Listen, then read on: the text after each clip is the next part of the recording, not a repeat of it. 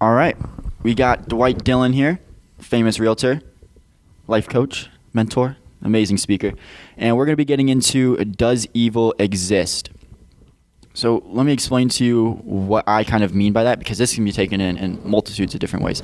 Does evil exist as in a person is solely evil, like all their intentions are evil, and like they enjoy it, and it's their own free will and choosing? So here is the argument against it.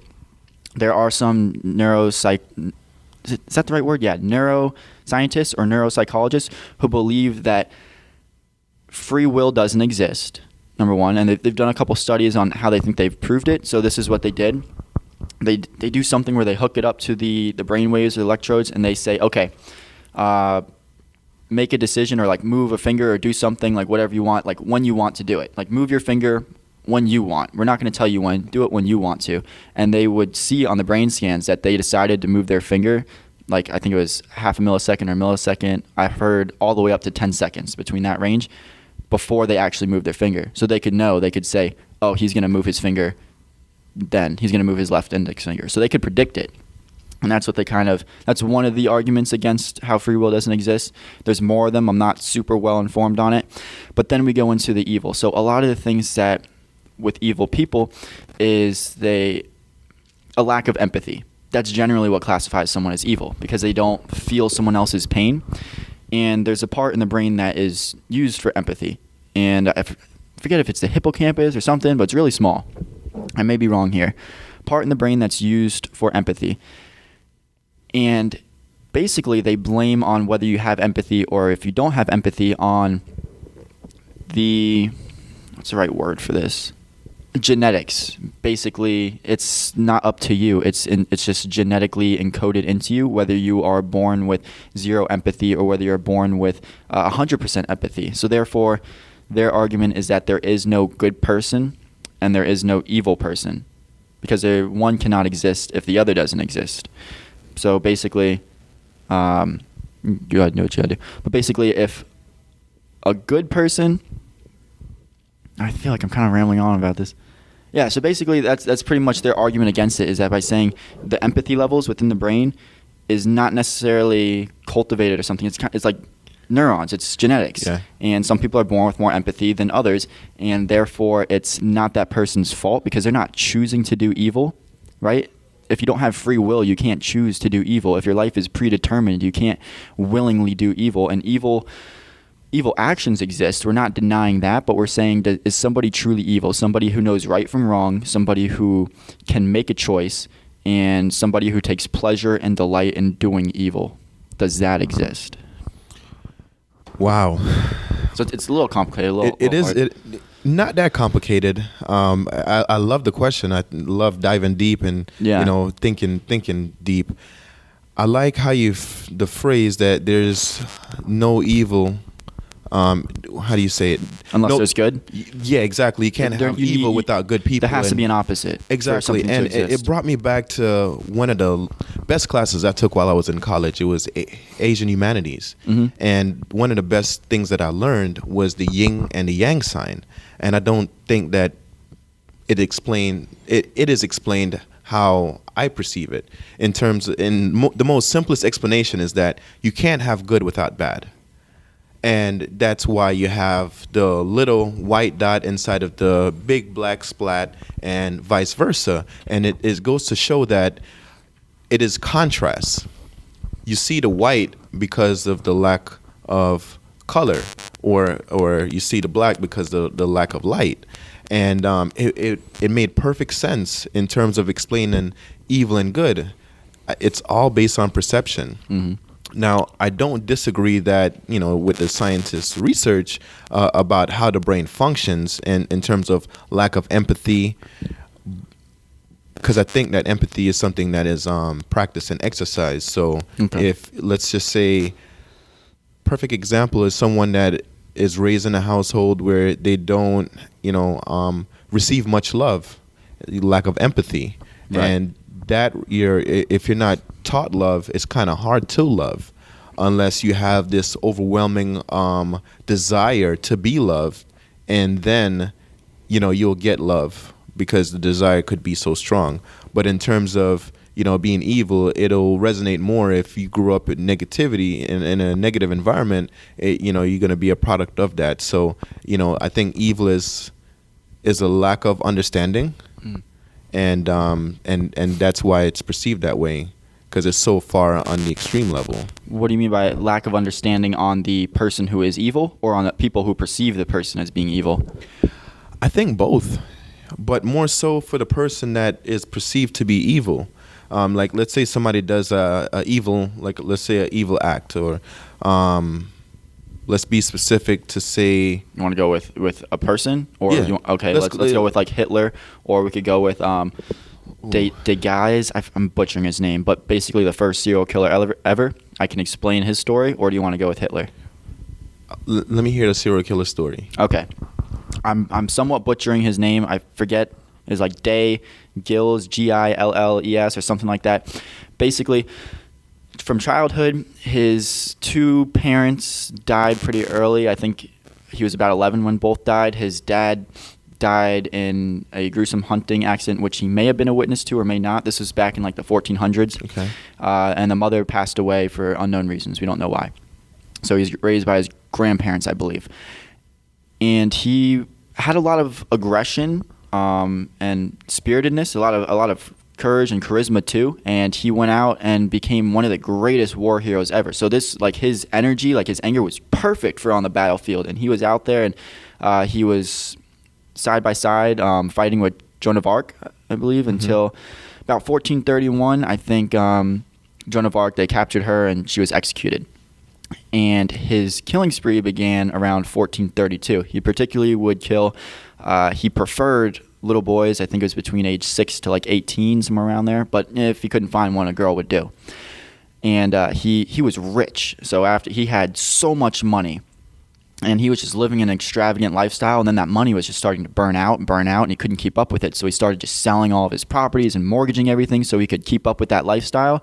And then the Pope said, you can't do this anymore. You cannot keep selling your property. No, I forget why they said no, but they refused him from doing it. So he decided to go into, I think it was 1934 when this is happening, he looked into Satanism in hope of something that will bring him riches, to get him his wealth back. And when he was tried at the trial for his murders, he confessed that the killings began in 1432. So this was before he turned to Satanism. So otherwise it would have made kind of more sense. Right. But the first one he claims is 1432. I think the range of bodies that he killed is all over the place. I've heard from like 20 to like 200. Like, it's just, crazy. But he would like rape and sodomize the kids and just torture them and like bathe in their blood. I don't know if all these are true, but these are stories that I've heard of what he's done. Some he would like hang and watch them suffocate and laugh while they're suffocating. Wow, that's pretty evil. Yeah, and the thing, so he was definitely an evil guy, because like Hitler, you can kind of look at that and say like his perceptions were just fucked up. Because you could say like Hitler had, in a fucked up way, I'm not defending any of Hitler's actions at all, definitely evil. But what he was trying to do, from my understanding, is create a pure and perfect race. But his way of doing it was messed up. But maybe in his mind, he was thinking that he's doing the world a favor. Right, correct. And the sad part is, you cannot create something perfect if you are imperfect yourself. So he was creating something that he was not to begin with, and that is like that lack of understanding is not even the right context. Like, how can you create something to be perfect if the creator is not perfect? Right. You know. Well, he had his idea of what perfect was. I think. Right. And to a sense, like he was eliminating diseases. He said, if you have a disease, a mental disorder, like done. You're not reproducing, which is going to eliminate that genetic default. Fucked up what he did, but like what he's trying to do. Okay. And like, it's based on perception, because you might be thinking that you're eliminating one thing, but you're causing something else, and how can I say it? That's hard. Yeah. You cannot eliminate. I get it, but it just doesn't work. And if his level of understanding was better in terms of, let's look at it from a simpler standpoint, that these people are human beings. They feel they feel, like they have feelings. Now, are we talking about Hitler? It could be any one of Okay. any one of the people that we're just talking about. But in terms of feeling, they feel. But in terms of empathy and that feeling inside, I think over the years you lose a sense of that when you're focused on a goal. So, for example, the guy, first serial killer. We'll call him War Hero. War Hero. Yeah, let's just call him that. I like first serial killer First better. serial killer? Okay. Because he was a great war hero, but it Yeah. all got masked behind this. Right, and that's the thing. Like, you do good today, and tomorrow it's bad. Yeah. But nonetheless, growing up without love, or growing up with so much bad things happening, it's kind of, if you don't look for why, or the silver lining in terms of, okay, this happened, now what? Maybe some good could come from it. Not everybody is taught that way. So let's say somebody young loses their parents. It's like, bad happens. Like, my life is cursed. My life is horrible. And so they live like that, as opposed to, and I guess it would be very hard to say, well, yeah, I lost my parents, but life could be better. Mm-hmm. But if you embody that, then life does become better. But I think that when you are raised with less, in terms of less love, less of everything, you want it, and if you don't know how to get it, you'll accept it by any means that it could actually come. So being that he's a war hero, growing up with no love, being a war hero, and then killing, is part of war, maybe he was celebrated for doing that. And so it gave him a sense of gratification, or that gratifying feeling. So it's like, I want more of it. So even when he was not killing for good and he was killing for bad, the feeling was still being satisfied. So yeah, it's interesting because, one, I think, like I said before, if you can feel positive emotions, then you have to be able to feel some sort of empathy, because one can't exist without the other. So, but the question is, like, maybe he never, let's go with the first serial killer guy, maybe he never felt anything. Maybe he never even felt a good reward. Let's assume that. Let's assume he had zero empathy. Then the only thing that could make evil exist, I guess, technically, is free will would have to exist. One, if life is predetermined, okay, there's no evil, nothing really exists. But if you have free will, even if he doesn't have empathy, you can still teach somebody what is supposed to be right and what is supposed to be wrong, and then he can choose, even though he may not feel or understand why, he can at least know what he's doing is considered wrong or evil and choose to do it anyways. But it's very tricky. It's really, you need to understand is the whole thing about empathy, and that's kind of like a key to it. We need a whole couple hours to just talk about empathy and to just grow on a empathetic level. I think the world lacks empathy because the stuff that's out there in terms of negativity. Maybe it creates a balance. I think I would like to say creates a balance, because if you don't have empathy, it makes you, oh man, I wish that I could feel this, or I want to know what it feels like to experience this. But you know what? What's interesting is this right here. Let's talk about evil for a quick second. Yeah. And let's look at religion for a quick second. Sure. Yeah. The time of the Crusades, like, first, let me just take a quote from the Bible. One of the famous ones is, "Thou shalt not kill." And but if you're a Christian and we're part of the crusade, then it's okay for me to kill you if you don't believe in what I believe in. And that's wrong in a sense. And so that's how it was taught from way back. If somebody doesn't believe in what you believe in, then we should kill this person. And so we have to go through different stages and ages to realize that that's not right, or like, let's say this person have a disease, let's isolate them. That's not right either. And so in a moment you could be right, but the next moment you could be just as wrong the same time. So, I think like for the Bible and a lot of religion that talks about, thou shalt not kill, they're so strong in the sense that like we need more believers. So if you don't believe or see our side, then, if you're not with us, then you're against us. And, I think that's wrong. And, that's evil. And I think that's where a lot of the evilness of this world really and truly come from, because we all are human beings and we want to fit in. But the moment that we realize our differences is the moment that we exile people. The moment that we feel our differences is when we exile people. Well, like look at America, for example. Like America was founded by, castaways from Great Britain, in a sense that, they just wanted more, So now we have America, which the people that founded it, quote unquote, England would deem them as evil. But now look at America, and where it is now. Do you think that though sometimes a little bit of evil or bad needs to take place for a good person to accomplish a greater good? Yeah. Does that make sense? Yeah, absolutely. It's called a contrast, for example. Sometimes good people have to do bad things for good things to happen. Okay. Like Robin Hood. Yeah. Okay, good example. Great example. Like, look at the sun, for example.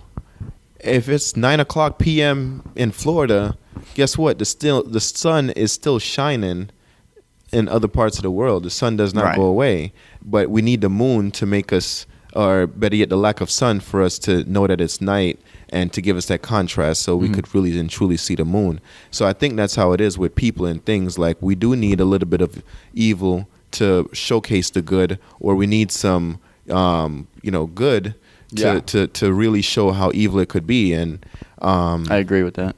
For example, like look at our past president, President Obama.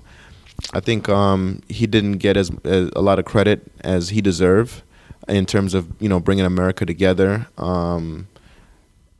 unifying the world. I think people saw him as a peacemaker. Just a lot of positive thing, and to be like the first black president, really and truly the first black president, is major.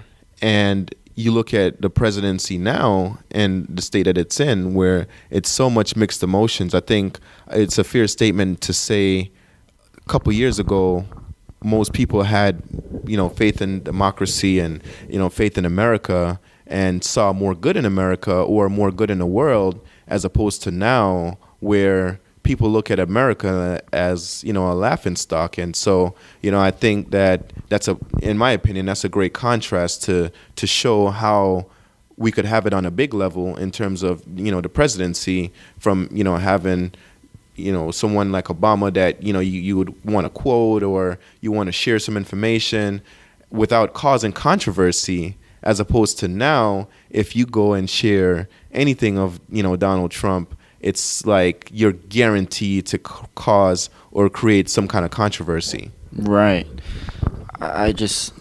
People just want to be so one-track minded as to it's this, it's that. It's either good or it's bad, as opposed to it's a little bit of good, it's a little bit of bad. It's, Obama did some great things. Obama might have done some bad things. Trump will do some great things. Trump will do some bad things. It's a little bit of both in each place, and I don't think people can look at it, because I do the same. I don't know if you do this, but when I try to maybe let's say I'm just looking for something, a philosophy, or a strategy for business, or a person to kind of idolize that, okay, this is what I want, this is who I admire, this is what I want to become like. I try to look for somebody who is just whole and complete and perfect, or a philosophy that is whole and complete or perfect, or a strategy.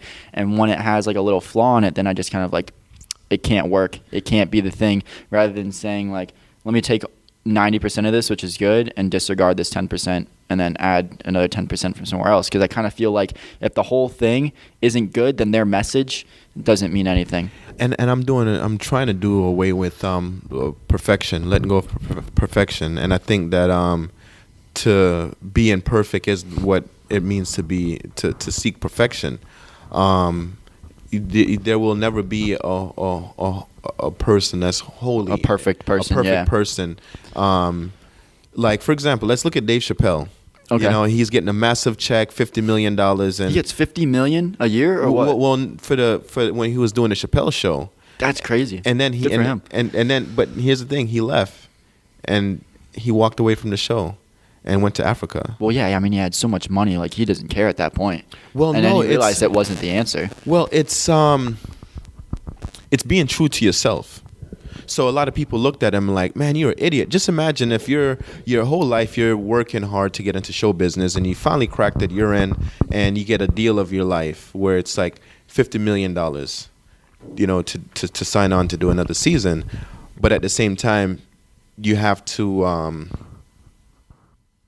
they are taking away your morals, your beliefs. You know, like let's say, instead of you having 100% of the show, it's like, hey, we want you to do this and that. Like he said it himself. They wanted him to wear a dress for one of the skits, and he's like, hey, look, man, I'm funny without a dress. Why not just let me be me and do my show without me wearing a dress? Oh, Dave, come on, you know, it'll be funnier, man. Just imagine you in this dress. It's gonna totally pop. It's gonna be amazing. No, sacrifice $50 million and not wear the dress. And people look at him like he was crazy, he was insane, and that's because of lack of understanding. Nobody was in his position. And then now he comes back, and people know the full story or see a great understanding. So now he's no longer crazy. Now he is someone that stood up for his rights, someone that stood up for what he believes in. So I don't think that at any moment nobody is 100%. You know, I think that there's always some kind of flaw.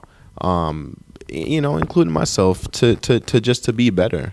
Well, of course, but that's what I love about YouTube and podcasting, because like you're saying, show business, like TV, everyone who's trying to get into Hollywood, or it's always, they tell you what to do. You're not 100% you and authentic. But what's great about YouTube is that these people can go on there and create their own videos, and they're making a living, and it's 100% them if they want it to be. They don't have to go and sell out the TV and do what they want. Same with podcasting. We don't have to structure the form to a radio show and say, oh, God forbid, don't curse or don't bring up anything like Trump or Obama or anything political or anything that's not politically correct. It gives you free reign to say what you want, do what you want, and go with it and be authentic. Yeah. That's why I like those things. Yeah, I agree. And one of the best quotes, and we could finish with this quote. Sure. Is that life doesn't happen to you, it happens for you. So with that, it takes away from any negativity. You know, for example, there's people that go to church, and let's just say they get out of church and they get in an accident. Oh man, the devil is strong. He is strong. Or I use this one. They get fired from a job. Oh, the devil, he doesn't want me to win. Ooh. They, you know, and they blame the devil for everything, but then they get a promotion. And it's like, ooh, God is so good. He's always looking out. And it's like, wait a second, who gave you that promotion? Was it a devil or a God? Right. God caused this scenario. And it kind of takes away from blaming a lot of stuff on evil and just accepting things for the way they are. You know, so I just say, hey, life is always working out to benefit you. No matter the good or the bad. If bad happens, it's going to bring out the good. Right. It's going to make you stronger. And if good happen, it's going to be even greater. I agree with that. I like that. We'll end it on that. Thank you, Dwight. We'll have you again on the show real soon. Thank you.